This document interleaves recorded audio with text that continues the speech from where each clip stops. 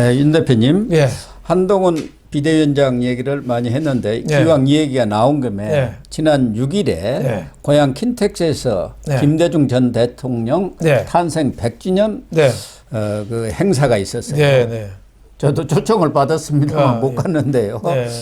어쨌든 여기서 지금 화제가 된 것은 그 행사 자체보다도 문재인의 네. 철학이 하나요. 네. 뭐 부인이라고 해야 하나요.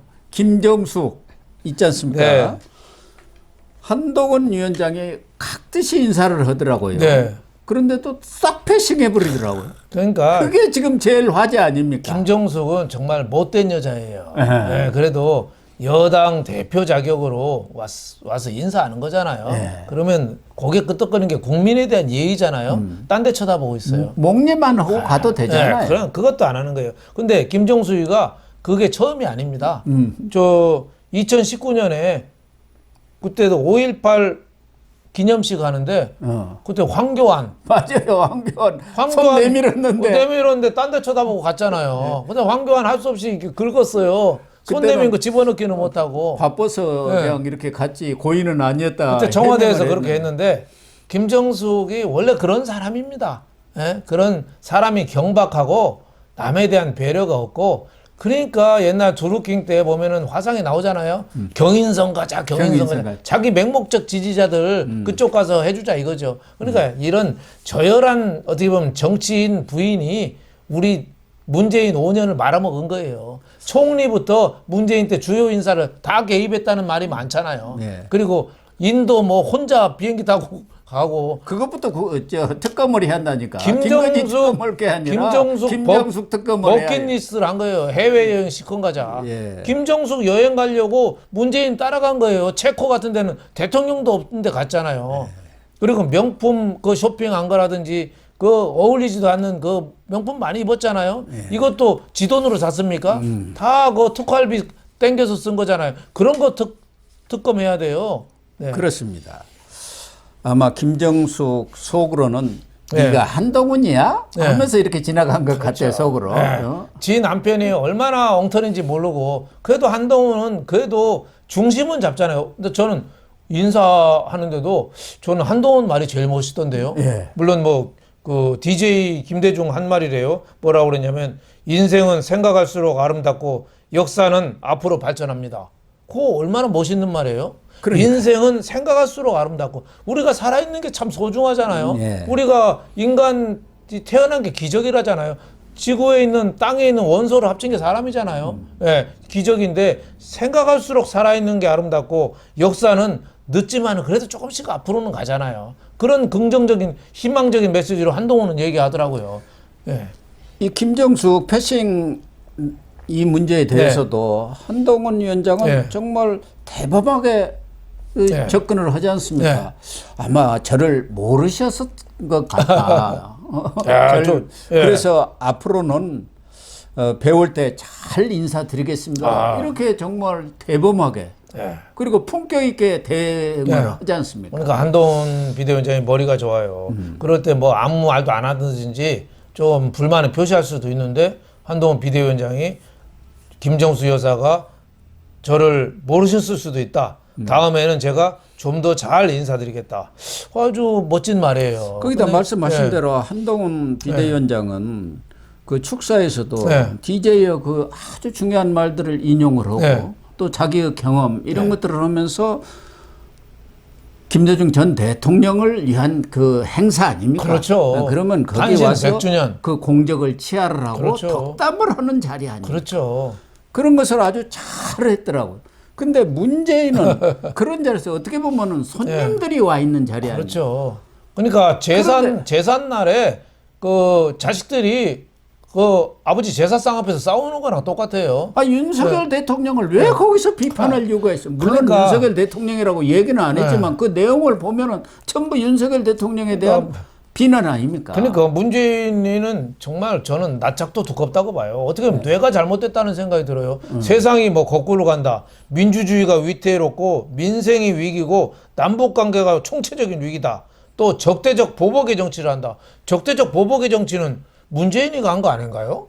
지금 네. 문재인은 자기 그 적폐청산 그때 같으면은 벌써 지금 갑방에 갔어요. 그렇죠. 그 대법원장 깜빡 놓고 국정원 그 서버 열어가지고 울산 사건 말할 울산 것도 사건도 없고, 없고 통계 조작에다가 그때 자살한 사람이 얼마나 많아요. 네. 그때 이재수 그 네 사령관이라든지 명이나 그 죽었지 자살할 정도로 자기 있을 때는 그렇게 보복 정치를 해놓고 윤석열 대통령 와서 누가 지난 정권 뭐 수사하듯 새로 시작한 게 있나요? 예. 송영길은 자기네끼리 터뜨린 거예요. 이정근 사무총장하고 자기네끼리. 네. 그리고 대장동은 얘기했잖아요. 문재인 때 이낙연 수사한 참모, 이낙연 참모. 예. 예. 총리실에 있던 참모가 자기가 터뜨렸다고 하잖아요. 남평호인가요? 남평호. 그 민정실장. 예.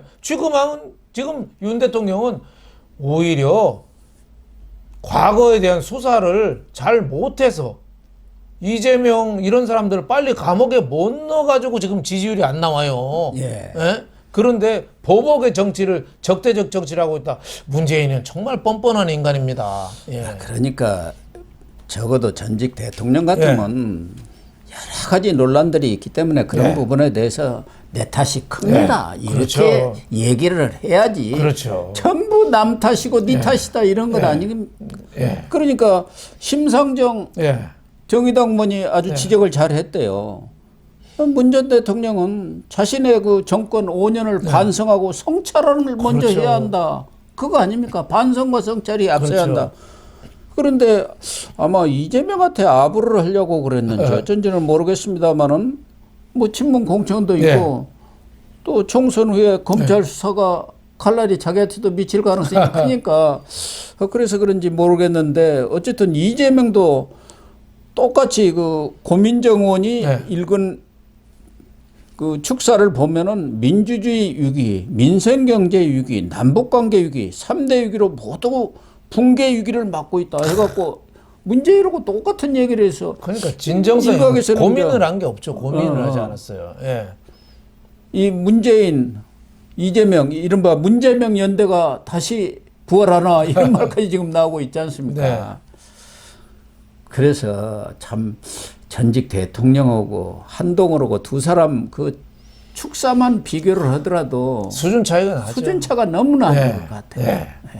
그래서 참 저는 이번에 우리가 김대중 대통령의 공과가 있어요. 뭐 연평 예전 때나 이런 때 수습할 때 좀 더 적극적으로 좀 해줬으면, 그리고 또 그때도 뭐 지역 감정도 좀 많아졌고 여러 가지가 있지만 DJ의 공은 저는 관용이라고 봐요. 자기 사형 언도도 나왔고 했지만은 그때 전두환이나 노태우 그 사람들 12.12 일으키고 요새 서울에 보면 영화 보면은 어느 분은 영화 보다가 나왔다는 사람도 있어요. 열받아가지고. 근데 민주화를 탄압했잖아요. 그렇지만은 그건 그거고 그런 사람들까지 청와대 불러서 같이 식사하고 어떻게 보면 타협하고 관용을 했어요. 그거가 DJ한테 배울 거 아니겠어요? 근데 그런 건 없이 서로 그 탄신 100주년 때 그런 걸 배울 생각 안 하고 서로 욕만 하는 거예요. 욕만.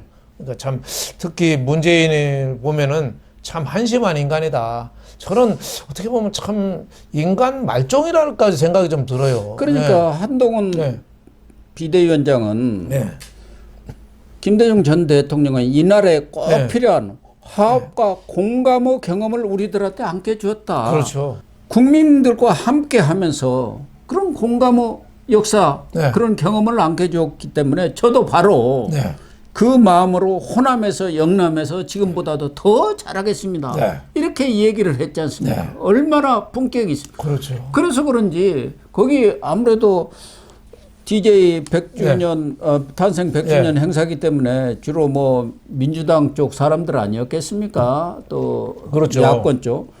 그런데 한동훈 비대위원장하고 셀카를 찍기 위해서도 또 거기서 줄을 서가지고 이게 한동훈 행사냐 이런 말이 나왔다는 것 아니겠습니까? 그러니까 한동훈은 어디 가든지 언어를 그 자리에 탁탁 맞는 언어를 써요.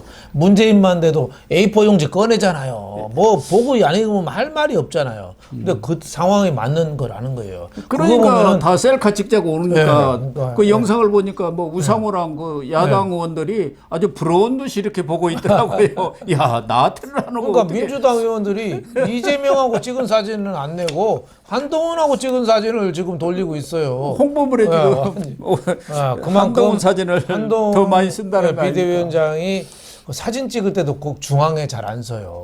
옆에 예? 예, 옆에 가장자리에 쓰고 또 몸을 좀 낮추고 그리고 웃는 표정을 지어주는 게 더 그렇죠. 좋더라고요. 네, 어떤 사람들은 사진 찍으면 근엄하게 해갖고 딱 하면은 보기 흉한데. 그렇죠.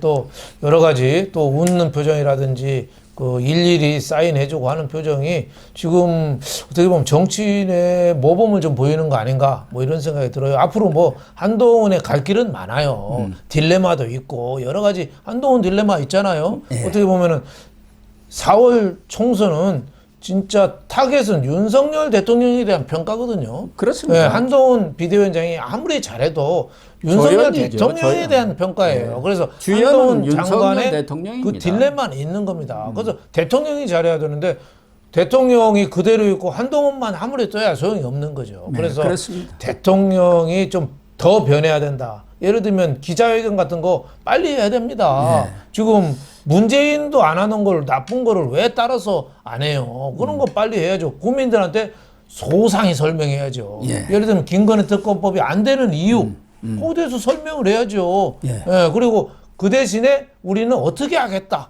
이렇게 해서 국민들한테 이해를 구해야죠. 아무 말도 없으면 국민들이 무시당했구나. 화를 내는 거죠. 우리 국민들이 제일 섭섭해하는 것이 아마 윤석열 대통령이 언론과의 접촉을 끊어버린 것 아닌가 네. 이런 생각이 그렇죠. 들어요. 한때 더 모든 스펙- 사람들이 네. 아 윤석열 대통령은 정말 국민들하고 네. 소통을 많이 하겠다는 기대를 네. 갖고 있었지 않습니까? 그렇죠. 국민하고 소통한다는 건 결국은 네. 뭐 국민 다 일일이 만날 수도 네. 없는 거니까 언론을 네. 통해서 소통하는 거 아닙니까? 네. 그런데 지금 지난해도 기자회견 안 했어요. 네. 올해 지금 연두회견 한다고 말만 나오지 지금 아무 강간무소식에 이거 빨리 해야 합니다. 그렇죠. 그래서 네. 진솔하게 국민들한테 네. 왜 그렇게 거부권을 행사할 수밖에 없었는지 설명을 하고 네. 말씀하신 대로 이렇게 고치겠습니다. 이러지만 잘못됐습니다. 뭐 이렇게 국민들한테 호소를 하면 우리 국민들 수준 다 이해를 하죠. 다 이해해요. 그러니까 대통령실 참모들이 정확하게 얘기를 해줘야 됩니다. 다들 말을 안 하고 있거든요. 총리부터 좀 얘기를 좀 해야 돼요. 말 안 하면 무슨 소용이 있어요. 말을 해야 돼요. 용기를 내서. 다들 눈치만 보고 있어요. 대통령이 말 잘하거든요. 언변이 있어요. 뭐 별명이 투마치 토커라는 얘기도 있잖아요. 말을 많이 해서 투마치 토커. 말을 잘하거든요. 근데 자꾸 이제 일부 좌파 언론이 너무 왜곡 보도를 많이 하니까 좀 화가 난 것 같아요. 하지만은 국민들이 보는 건 다수의 언론, 중심을 잡는 정도 언론을 보고 있거든요. 그래서 너무 거기에 흔들리지 말아라 이런 말씀을 드리고 싶고 자신감 있게 국민 앞에 나서라 이런 얘기를 좀 하고 싶습니다. 저도 100% 공감을 표시를 하겠습니다. 네.